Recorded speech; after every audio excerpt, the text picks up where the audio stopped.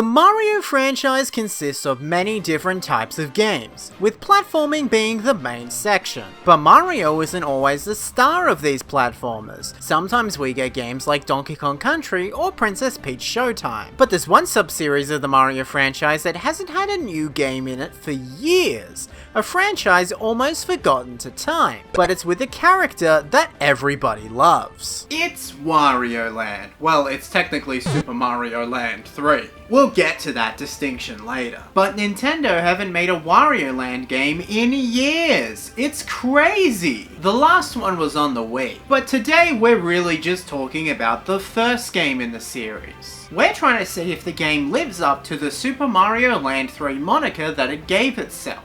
Is it a successor to Mario? Or is it something that's trying to be completely new? So hi, I'm Charlie, I'm back, and let's discuss Wario Land.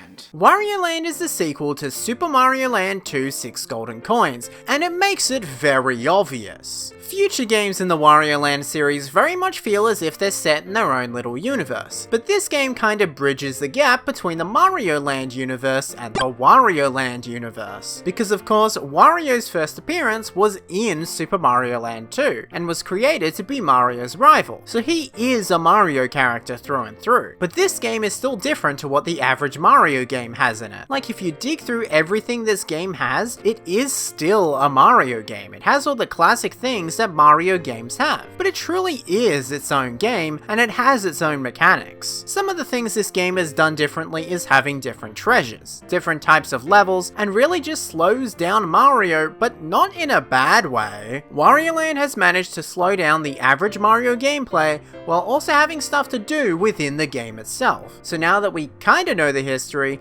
let's just get into the game. The game begins with us learning about the story behind the game and how it kinda connects to the wider Mario franchise. As you might know, at the end of Super Mario Land 2 6 Golden Coins, Mario defeats Wario and destroys Wario's castle. Wario is obviously upset by this, and wants to restore his own castle. In order to do this, Wario sets out to capture a statue of Princess Peach from someone known as Captain Syrup. Wario wants to use the statue for ransom to buy and restore his castle. Pretty simple. I heard the next thing that Wario wants to steal is the subscribe button. So if you want to stop him, you better press it yourself. You may have noticed that all the footage you've seen so far is in full color, despite the fact that this game released on the original Game Boy, and that's because I'm playing a full color ROM hack for this game to make it just look better. If I didn't have this, I don't know what I'd do. This game just looks so much better with the color. Without it, the way this game originally was made, it just doesn't look right. But no matter the case, let's dive into the game to see what it has in store. I must say that before we really get into it, I haven't played that much of the Wario Land series before this, so I really don't know what I'm gonna get myself into. It's gonna get weird. The first level begins with Wario on a beach. Rice Beach, specifically, which is also the first world of the game. The first level is the one that's mostly similar to a Mario level, almost showing the transition between what a normal Mario level is and what a Wario level is. As the level goes on, we begin to learn the different powers he has, like an onion that can make you grow and get a cool little helmet, and you learn about the main way you can attack the enemies,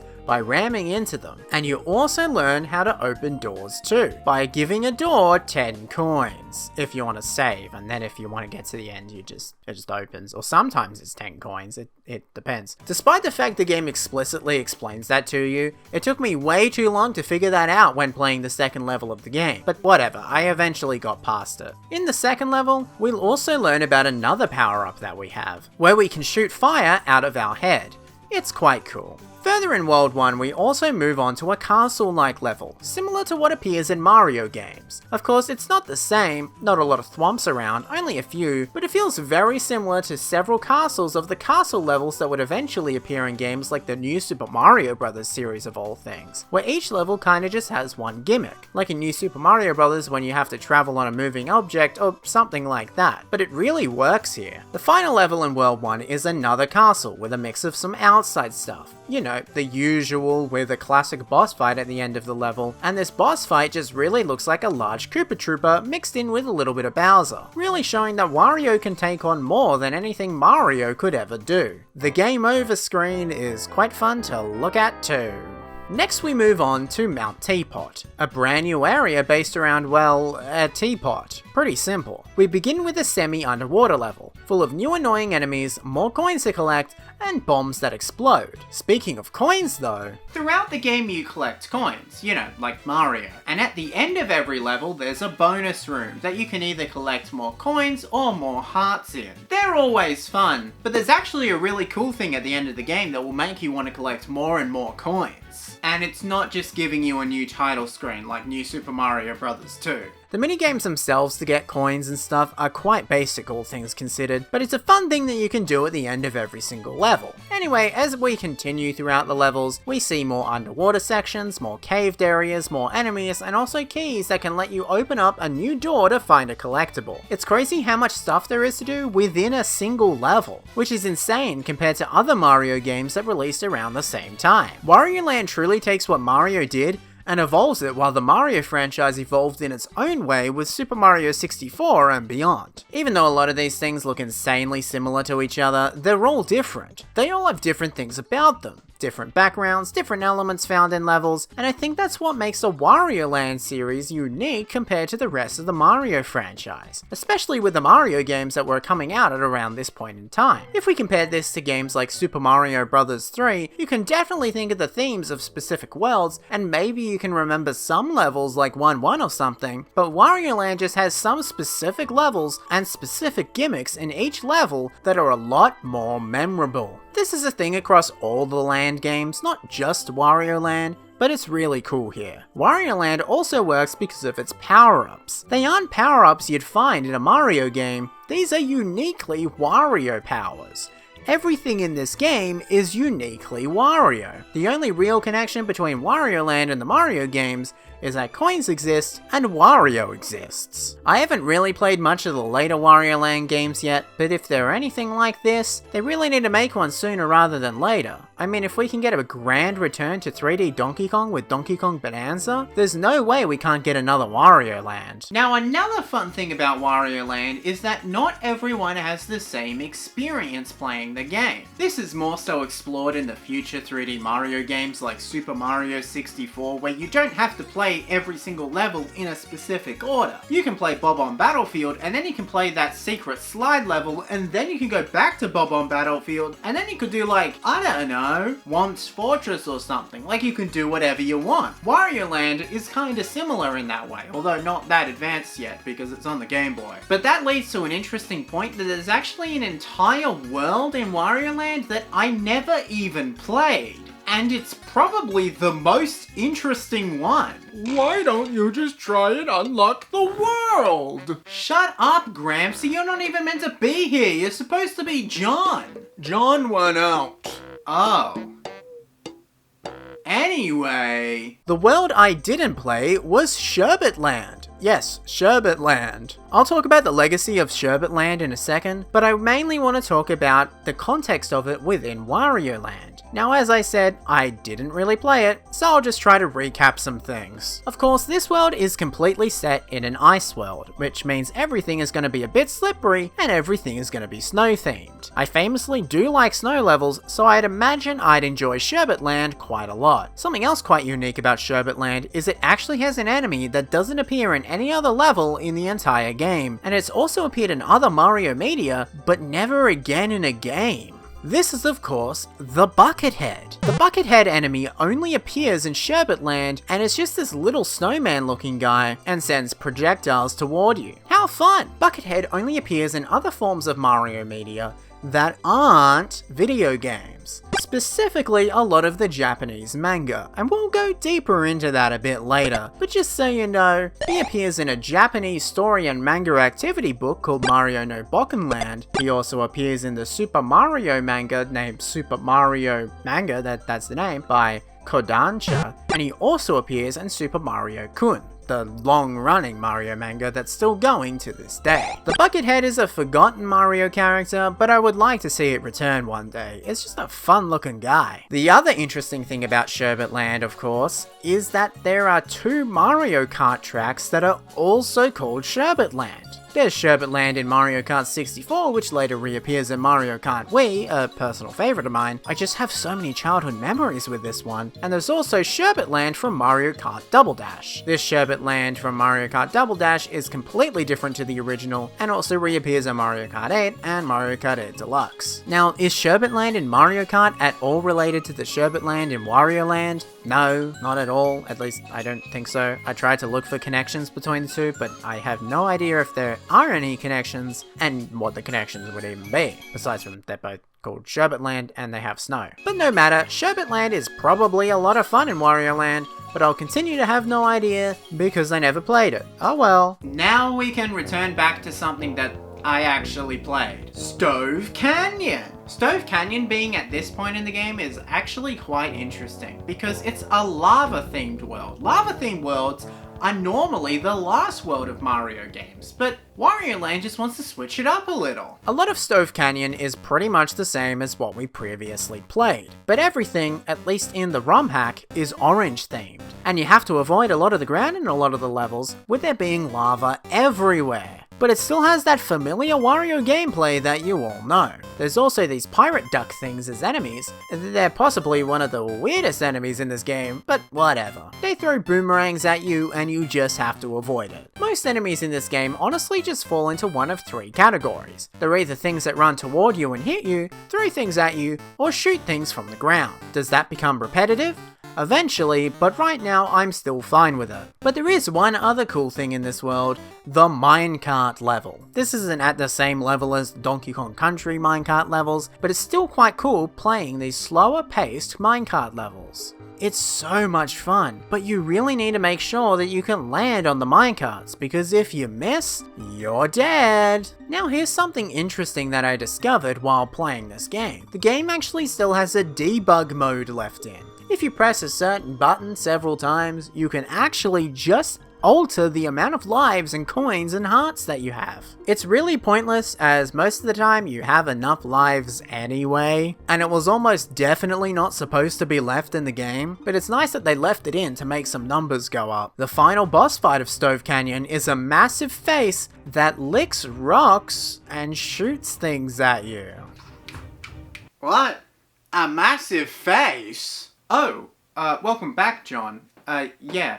There's a massive face that loves to lick. I think that's the worst thing you've ever said in your entire life. The final boss fight took me quite a while to beat, but once you figure out that you just need to pick up the little cookie things and throw it at his face after he spits it out, you're good. Sometimes the ground can also be licked to be destroyed. I don't even know what I'm saying anymore. Next we move on to SST Cup. The SST Cup is a mix of some jungle-like levels and some underwater levels. Like, yes, there's been a few of these levels already, and there will continue to be levels like this, and I think that becomes a problem in this game right here. Around the SST Cup is where you begin to notice that a lot of this game is kinda just the same thing over and over again. Some of these levels are so similar to other levels that we've already played. I don't know, I think the game just gets a bit boring and slow. I wish that the game would be a little bit more interesting, but it just isn't anymore. I've seen everything that the game can do. I imagine as I continue throughout all the Wario Land games, levels will become a lot more different from each other, but right now, all the levels are starting to become just the same damn thing. The final few levels are actually slightly more interesting because they actually take place on the pirate ship itself, the SST Cup. But other than that, I don't find this entire world to be all that interesting. Maybe you do, and that's fine, but I like a little variety in my platformers. I like a little variety in my videos too. The final boss of the SST Cup is a massive bird that shoots out smaller birds. You have to hit the big bird in order to deal damage to the boss, or you can just use the power-up that shoots fire out of your head. That's what I did, and it works very well. On to the next world. Parsley Woods is the next world, and it's more of the same. Except this time it's just the jungle, or the woods, I guess. This world has a lot of returning things from previous worlds like the minecarts, the underwater sections, and more, so I think it'll be as good a time as any to talk about Wario's history in the woods, as it's actually bigger than you probably think. Wario actually begun his adventure in the woods in the NES and SNES game Wario's Woods, a puzzle game where you play as Toad in order to beat Wario. The NES version of Wario's Woods was actually the very last first-party NES game in North America, and released in Japan alongside the AV Famicom with a re-release of The Legend of Zelda. Wario's Woods isn't all that exciting, all things considered. It's quite a basic puzzle game, but it's interesting seeing Wario's early years in the woods. Nintendo has re-released the NES version of the game like maybe 100 times, but one version of the game that they never actually re-released is the far more interesting SNES version of the game, which actually has several other versions of it too. See, in Japan, the SNES, known as Super Famicom, had an add-on known as the Satellaview, which allowed games to be beamed to your Super Famicom through satellite and be available to play for a limited time. Wario's Woods was one of these games, but it wasn't the original game, it was slightly altered versions of the game. There were 3 versions of the game. The first one being Wario's Woods Burst of Laughter version, otherwise known as Wario no Mori Bakusho version, which added several Japanese celebrities to the game, similar to what Nintendo did with All Night Nippon Super Mario Bros., which was a collaboration with Fuji Television, a partnership between Nintendo and Fuji Television that will never ever end. After that, there was Wario's Woods again, which was more similar to the English version of the game, and was actually broadcast between 1995 and 2000. I didn't even know the Satellaview was still active in 2000. It ended in 2000, but if it ended in 2000, that means it was active in 2000, so I didn't know that. Then there was Wario's Woods event version, which was more based on the Burst of Laughter version, with there being 2 versions of the event version in 1995. So clearly, Wario has had a large history in the woods, so it's no surprise that Wario would like to stay in the woods. Parsley Woods though is also clearly inspired by the Forest of Illusion from Super Mario World, as a lot of its graphics do look quite similar. However, this world is also mainly known for its train levels. Yes, somehow there's actually 3 separate train levels, one with just the tracks, and the other 2 being trains that are moving, and it's like an auto-scroller. These levels are quite unique, although very similar to airship levels from Super Mario Bros. 3, and I just wish the whole world was themed around them. I think these levels were some of the most memorable levels in all of Wario Land thus far, in amongst some of the most boring levels that the game has thrown at us. The boss fight of this world is a character known as Ghost, unrelated to the Boos and the character from Thunderbolts, of course. Ghost actually appears in some other pieces of Mario media outside of Wario Land, but not in any games. No, he is another one that appeared in the Mario mangas. One manga that he appears in that I actually couldn't find that much information about was the manga just known as Super Mario. Super Mario was by Kodansha, with each volume tying into the latest Mario game. It began with Super Mario Bros. 3 and went all the way to Yoshi's Story, which they labeled as Super Mario 64 Yoshi's Story for some reason. Don't question it. Mario Kart 64 is known as Super Mario 64 5 Mario Kart 64 because it's the 5th part of the Super Mario 64 storyline. Ghost actually appears at some point during the Wario Land storyline, either in Wario Land 1, 2, or 3. It's not exactly clear, but he appears at some point during that arc. Within that arc, by the way, there was also the Mario and Wario, Wario's Woods, and Donkey Kong storylines. The other manga that Ghost appears in is Super Mario Kun, specifically Volume 12, which is the 3rd part of the Wario Land arc and the 2nd part of the Wario's Woods arc. Super Mario Kun is actually still running and it's up to Volume 61, but it's only released in Japan and a few other non-English speaking countries. The story follows Mario, Yoshi, and Wario going through the events of Wario Land, fighting Ghost in Stage 6. Also, a Mecha Donkey Kong shows up. Don't ask, it doesn't make sense to me either. Finally, after all that manga talk, we can get back to the actual game at hand. And we're actually already at the final world, Syrup Castle. Our main goal here is to steal the giant golden Princess Peach statue back. There's 4 levels in this world, with the first level basically just being another Parsley Woods level, followed by the second level being entirely in the castle, and then the third level being outside of the castle after the walls began to be destroyed, and then we finally make it to the final level. I hate this level with a burning passion. I hate this level so much, I think I literally spent 2 hours trying to beat it. That final boss is one of the most annoying things I think I've ever played. I hate it so much. The final boss fight is against a giant genie, because why would Wario fight a woman, being Captain Syrup? That's just sexist. So we fight the genie instead. And this boss fight needs so much precision, it's ridiculous. Now, I've played hard games in the past, so I don't know what it is about this genie, but it's so specific about what you need to do to beat it that I just don't want to do it. But once you eventually do, you're actually greeted to a castle. A castle you paid for with all the money you collected throughout the game. Depending on how much money you collected depends on what castle you get. And after all that, you find out that Mario stole the Princess Peach statue back.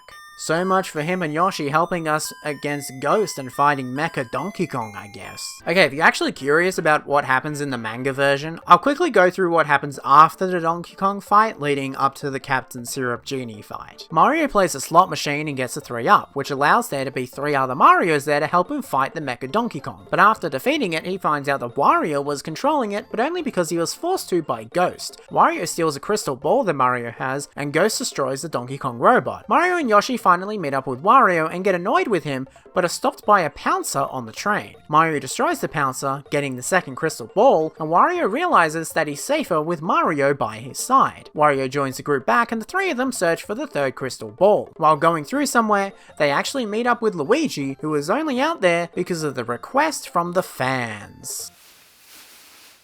Just like this, Luigi. Luigi brings a bunch of power-ups to Mario, such as the cape, the raccoon suit, the frog suit, and the bunny power-up, and they fight a ghost once again. They get the final crystal ball and make their way to Syrup Castle. The genie appears once they get there, and Mario, Wario, and Luigi, who has a dragon power-up for some reason, fight the genie while Yoshi has a bucket on his head like in Mario and Wario. They begin to fight the genie and overwhelm him, but then the gang gets trapped under the genie, so the genie farts on him, with the gas being so strong because he held it in for centuries, and Mario gets trapped inside the lamp. They eventually meet up with a masked gorilla who is revealed to be the new Donkey Kong that will later appear in Donkey Kong Country. I think that's as much information as you need about the Wario Land part of the manga. Super Mario Land 3 Wario Land may be considered the 3rd Super Mario Land game, but it truly is the first Wario Land game, and changed a generation of gamers forever. It went on to inspire indie games like Anton Blast and Pizza Tower, specifically games further in the series. Without Wario Land, the future of video games as we know it may have been completely different.